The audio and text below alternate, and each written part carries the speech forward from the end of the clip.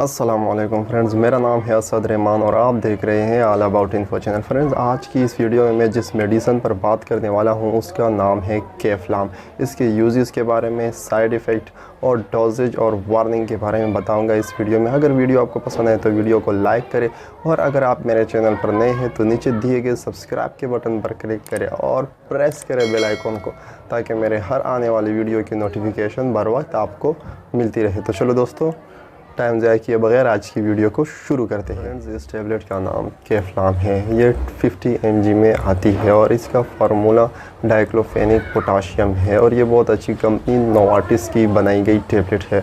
और अगर हम इसके बॉक्स की बात करें तो इसके एक बॉक्स में 2 स्ट्रिप होती है और हर स्ट्रिप में 10 टेबलेट होती है, मतलब कि पूरे बॉक्स में 20 टेबलेट होती है। और अगर हम इसकी प्राइस की बात करें तो तकरीबन इसकी 220 ये तकरीबन इसकी प्राइस है, मतलब कि एक टेबलेट तकरीबन 11 या 10 से 11 रुपए की पड़ती है। ये एक non steroid anti inflammatory drug है। ये तो हुई इसकी कुछ कॉमन इन्फॉर्मेशन। अब मैं बात करूंगा इसके यूजेस के बारे में। तो फ्रेंड, इसके यूजेस में अगर सबसे पहले हम बात करें तो इसको मसल पेन के लिए इस्तेमाल कराया जाता है। जैसे कि अगर आपको कोई इंजरी वगैरह लग गई हो या आपको कोई चोट वगैरह लग गई हो और किसी खेल कूद में या किसी और वजह से, तो आप इस टेबलेट को इस्तेमाल कर सकते हो। और इस टेबलेट को कमर दर्द के लिए भी इस्तेमाल कराया जाता है और डेंटिस्ट इस टेबलेट को दांत दर्द के लिए भी इस्तेमाल कराते हैं। इस टेबलेट को और स्वेलिंग के लिए भी इस्तेमाल किया जाता है। स्वेलिंग को कम करने के लिए और दर्द को ख़त्म करने के लिए इस्तेमाल कराया जाता है। फ्रेंड, इस टेबलेट को जॉइंट्स पेन में भी इस्तेमाल कराया जाता है, जैसे कि आर्थराइटिस वगैरह हो गया। आर्थराइटिस में रिमोटॉइड आर्थराइटिस और ऑस्टियो आर्थराइटिस वगैरह हो गया, उसमें भी इस्तेमाल कराया जाता है। और फ्रेंड, इस टेबलेट को माइग्रेन में भी इस्तेमाल कर सकते हैं।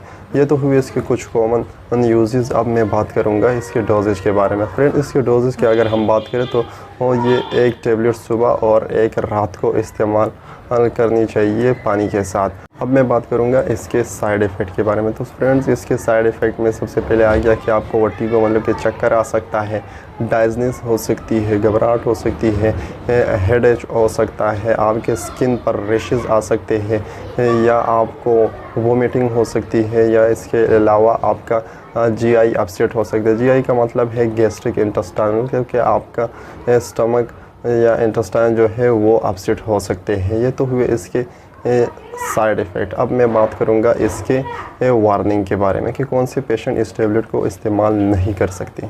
इस टेबलेट को एलर्जिक पेशेंट इस्तेमाल नहीं कर सकते। जैसे कि अगर आपको अस्थमा है तो आप इस टेबलेट को इस्तेमाल नहीं कर सकते। इस टेबलेट को प्रेगनेंसी में भी इस्तेमाल नहीं कराया जाता और इस टेबलेट को और ब्रेस्ट फीडिंग ख़वातीन भी इस्तेमाल ना करें, क्योंकि इसका असर थोड़ा बहुत दूध में भी होता है और आपके बच्चे पर भी इसका असर हो सकता है।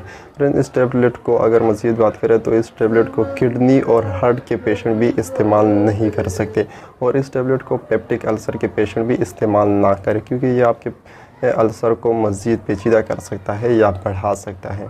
तो उम्मीद है फ्रेंड, आज की ये वीडियो आपको पसंद आई होगी। अगर पसंद आई तो प्लीज़ वीडियो को लाइक करें और अगर आप मेरे चैनल पर नए हैं तो नीचे दिए गए सब्सक्राइब के बटन पर क्लिक करें और प्रेस करें बेल आइकॉन को, ताकि मेरे हर आने वाली वीडियो की नोटिफिकेशन बर वक्त आपको मिलती रहे। तो एक नई वीडियो आने तक इजाज़त दीजिए। अल्लाह हाफिज़।